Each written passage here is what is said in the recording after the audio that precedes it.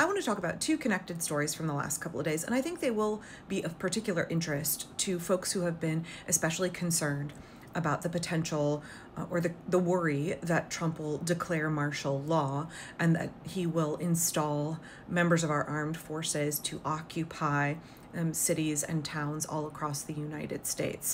The really deep-seated fear I have seen from so many people that Trump is going to turn our own troops against us. So there has been this ongoing pervasive fear from folks basically since January that Trump was going to invoke martial law and hold 340 million people hostage, have a military-style takeover of the United States. And there's lots of military experts who have explained why that's not a thing. The president can't declare just martial law, that's not a thing in the US, but also how that's not physically possible considering the vast size and distance of our borders, right, the perimeter of this country, and the number of standing military and also civilian law enforcement as opposed to 340 million American citizens. Nonetheless, people have had that fear, and Trump has really stoked that, right? That is a key way that authoritarians control their populace. They want you to be so afraid that you don't stand up, right? They want your fear to overtake you so that you sit back and you just let them roll on through, right? If they make you so afraid that you give up in advance, that you obey in advance, and that you freely cede your rights, then gosh, you've saved them a lot of work, right? You've made their job much easier. If on your own you let your fear control you and you say, I give up, it's hopeless. Now, we saw Trump roll out a couple hundred members of the Army National Guard and then expand that to a couple thousand, and then I think ultimately 4,000, and also send in 700 Marines in Los Angeles, which was completely unnecessary. The mayor of Los Angeles, Governor Gavin Newsom, both said this is completely unnecessary. LAPD also said unnecessary civilian law enforcement has these protests under control. This is not a rebellion. This is not any kind of a situation in which federal troops should be brought in. And folks were really freaking out at that moment in time, that kind of doomer perspective of oh no, this is the beginning of the end. This is the beginning of some wide-scale military occupation of US cities. So I want to point you to two pieces that have come out in the last couple of days. The first is this one from the Associated Press. The Pentagon is pulling back 2,000 National Guard troops. These are our citizen soldiers who have real jobs outside of serving in the National Guard. They have been deprived of their ability to do those jobs while they have been dicking around in California doing fuck all. So now the Pentagon is saying, okay, we don't need that. This is unnecessary. There's nothing going on in California. These people need to get back to their real lives. What we are seeing in Los Angeles and across California is that the Trump regime is having to manufacture scenarios to justify having any troops there whatsoever, right? We saw that spectacle in MacArthur Park, which was like a PR stunt, or maybe they were hoping to bait people into some kind of engagement. And we have consistently seen peaceful protests, people exercising their First Amendment rights in Los Angeles. There is no need for any kind of military engagement whatsoever.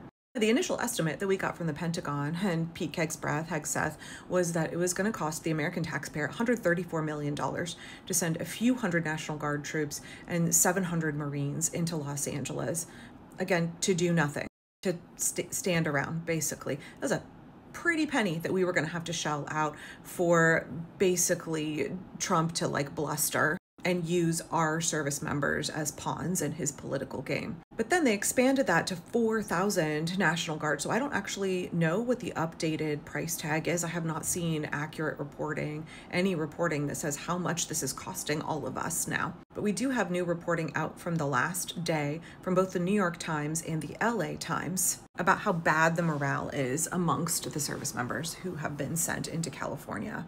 The New York Times said protesters jeer the troops as they guard federal office buildings. Commuters curse the behemoth convoys clogging freeways.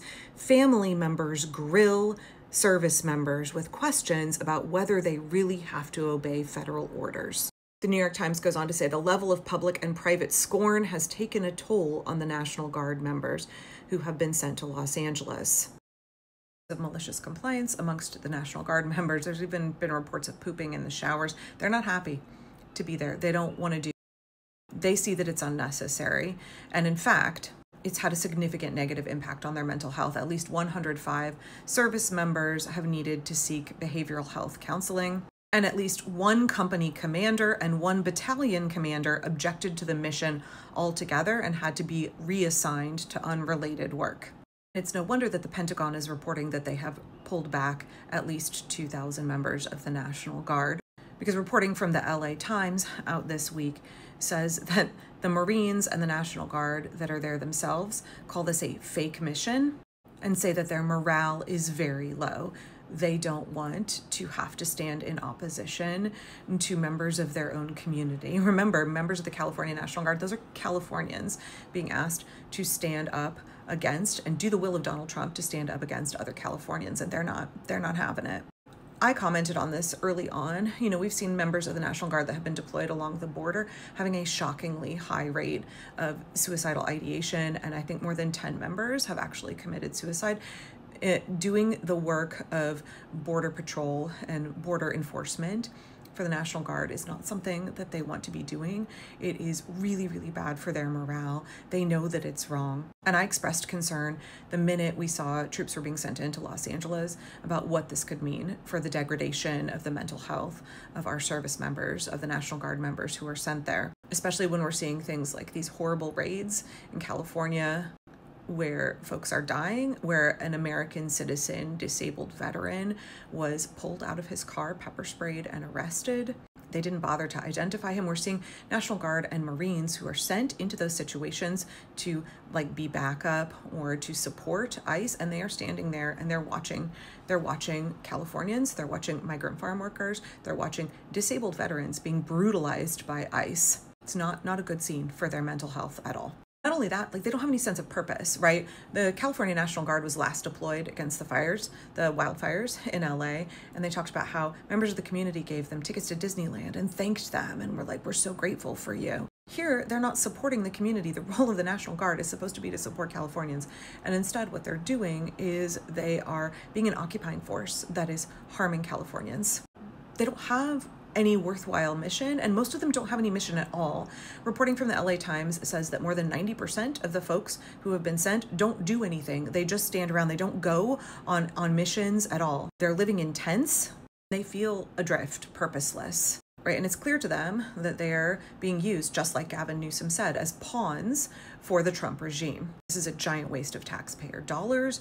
It's bad for the people of California. It's bad for the morale of our service members. It's purposeless, much like Trump's giant grotesque military birthday parade. It's all to serve his own ego and his own authoritarian agenda. It's not making America great again, that's for sure. So now that Pete Kegsbrath has called back 2,000 members of the California National Guard, we're seeing Gavin Newsom demand that all of the remaining 2,000 members and the 700 Marines be removed as well. Now, the Trump regime did allow 150 National Guard to be released from their mission in the Los Angeles area, their immigration enforcement mission, to go fight wildfires. He let 150 of them go for that purpose. The governor said, end this theater and send everyone home. Folks have had to leave their families, they've had to leave their jobs in order to do work that is bad for their morale, is purposeless. It's not work at all. So no, we're not seeing the military takeover of the United States. And not only that, we're seeing the folks who were forced to be sent there on this mission experiencing tanking morale, being completely opposed to what they're doing, feeling that it's pointless, it's useless, they're being used. There is a lot of concern on the internet about whether the military would comply with illegal orders. And here we're seeing they're just being ordered to stand around and do nothing, and they're already very displeased. They already know this is wrong. They don't want to be there. And we're already seeing Trump's mission, his testing ground of rolling out a military occupation, failing. They're already pulling back 2,000 troops because there's nothing for them to do. The people of California have made it, so there's nothing for them to do. Very smart, Californians, very smart. Don't give them any leverage. Don't do violence. Don't break shit. Make it so these guys have absolutely no work.